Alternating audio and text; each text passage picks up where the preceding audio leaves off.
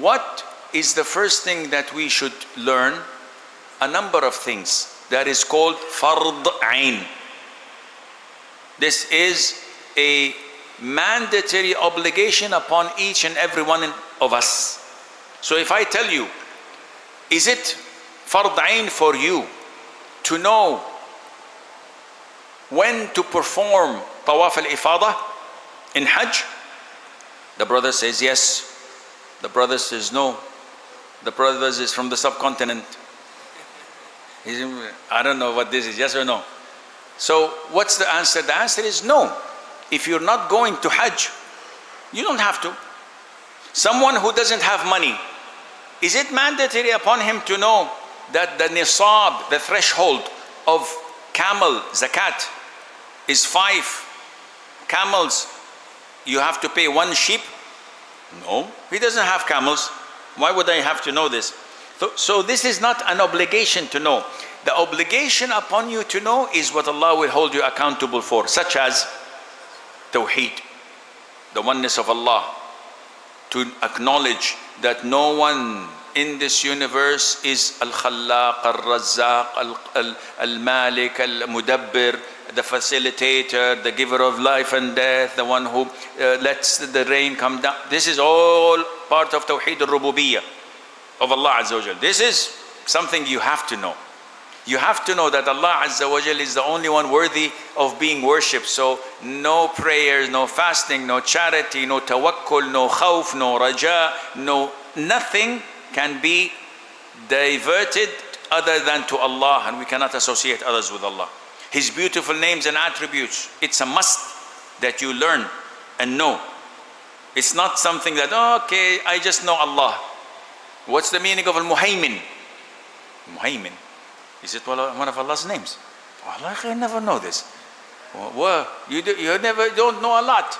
99 names and you don't know the names of Allah, the meaning. Al-Raqib, subhanahu wa ta'ala, what does it mean? Al-Kafi, if it's yes or not, if one of Allah's beautiful names, and so forth. Al-Mateen, what does Al-Mateen? One of Allah's name.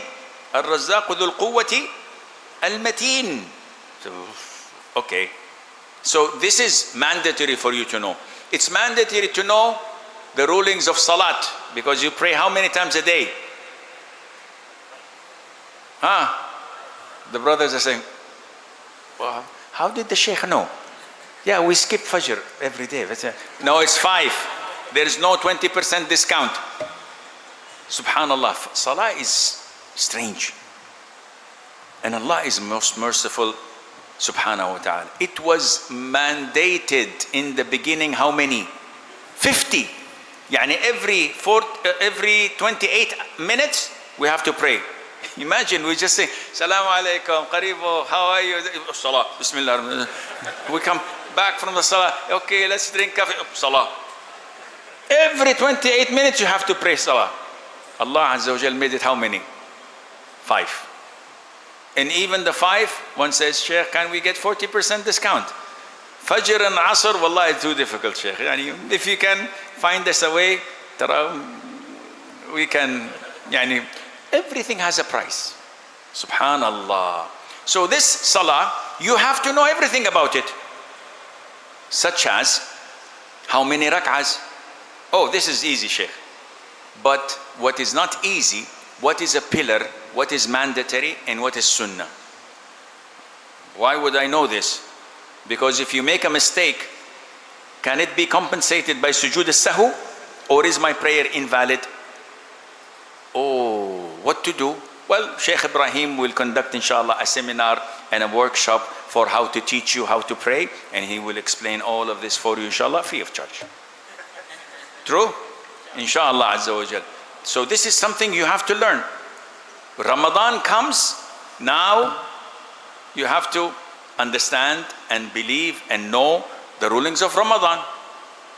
Shaykh, I was carrying a packet of cigarette in my pocket. Is my fasting valid or not? What do I say to him? What kind of cigarettes, light or regular? So many people don't know what breaks your fasting. And a lot of them don't know what breaks your wudu. So even the wudu, what breaks your wudu? How many things break your wudu? Now if we make a small questionnaire, you will see miracles. People would come and say, I'm picking my nose, break my wudu. I think, well, yeah, maybe. If I do this, it breaks my wudu. If I do that, breaks. No. The things that break your wudu are 5. The things that break your fasting are 7. Limited. If you know them, anything that comes from out, it doesn't impact your wudu. It doesn't impact your fasting.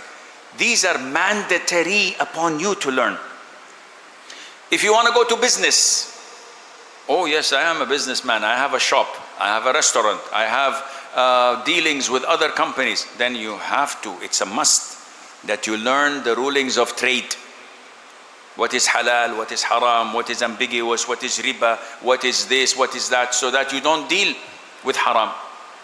Other than that is not fard ain. The things that are not related to now and today in your daily life is fardu kifaya, communal obligation. This we can learn on our own pace.